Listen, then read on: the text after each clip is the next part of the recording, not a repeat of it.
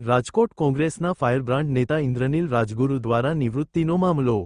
સમગ્ર મામલે શહેર કોંગ્રેસ પ્રમુખ રાજદીપસિંહ જાડેજાની પ્રેસ કોન્ફરન્સ. અનેક મહત્વપૂર્ણ હોદ્દાઓ પર ઇન્દ્રનીલ રાજગુરુ રહી ચૂક્યા છે. ઇન્દ્રનીલભાઈ આર્થિક અને માનસિક રીતે મારી સાથે અને કોંગ્રેસની સાથે કોંગ્રેસમાંથી નિવૃત્તિ જાહેર નથી કરી.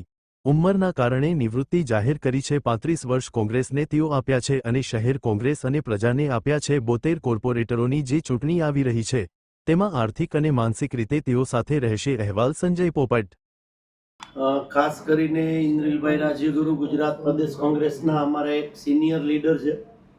રાજકોટના ધારાસભ્ય પૂર્વ પણ રહી ચૂક્યા છે. રાજકોટ મહાનગરપાલિકાના સ્ટેન્ડિંગ કમિટીના ચેરમેન પણ રહી ચૂક્યા છે. ડેપ્યુટી મેયર પણ રહી ચૂક્યા છે. રાજકોટ શહેર કોંગ્રેસ પ્રમુખ પણ રહી ચૂક્યા છે અને અમારા સન્માનીય વડીલ છે રાજકોટ કોંગ્રેસ પરિવારના.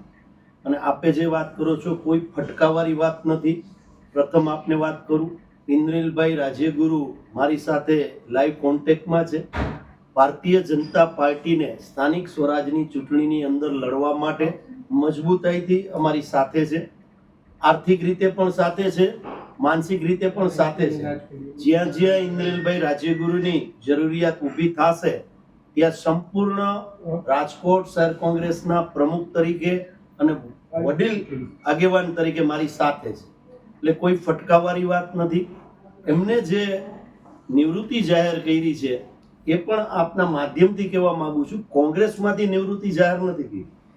પોતાની જે એજ છે એટલે કે 60 વર્ષ પૂરા થવાને આડે છે ઇન્દ્રનીલભાઈ, કદાચ 60+ થઈ જશે હમણાં. અને બીજું આપના માધ્યમથી કહું કે છેલ્લા 3 મહિનાથી જાહેર એક પણ ફંક્શનની અંદર, રાજકીય તો પછીની વાત છે, પણ જાહેર કાર્યક્રમોની અંદર એટલે કે મેરેજ હોય તો એમાં પણ કોંગ્રેસના અમારા આગેવાનો, કાર્યકરો, પરિવાર બધી જગ્યાએ તમે ક્યાંય ઇન્દ્રનીલભાઈને જાહેર ફંક્શનમાં પણ નહીં જોયા. અને રાજકીય રીતે જે અમારી પોલિટિકલી અફેર્સ કમિટીની મીટિંગ મળતી હોય છે એમાં પણ એના સૂચનો ટેલિફોનિક મને આવતા હોય છે અને એ સૂચનોને અમે ગ્રાહ્ય રાખી અને આગળનું સંગઠનનું કામ પણ કરતા હોય છે. પણ જાહેરમાં આવવાની એમની પ્રતિક્રિયા એટલા માટે કે હવે 35 વર્ષ કોંગ્રેસ પાર્ટીને એમને આપ્યા, 35 વર્ષ રાજકોટ શહેરને એમને આપ્યા.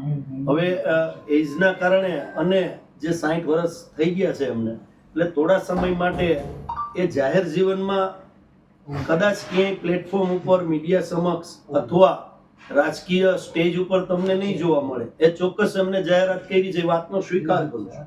પણ એ સાથે આજે જ મારે આપ લોકો આવ્યા એ પહેલા જ ઇન્દ્રનીલભાઈ સાથે વાત થઈ. ઇન્દ્રનીલભાઈ એમ કીધું કે હંમેશા કોંગ્રેસની સાથે છું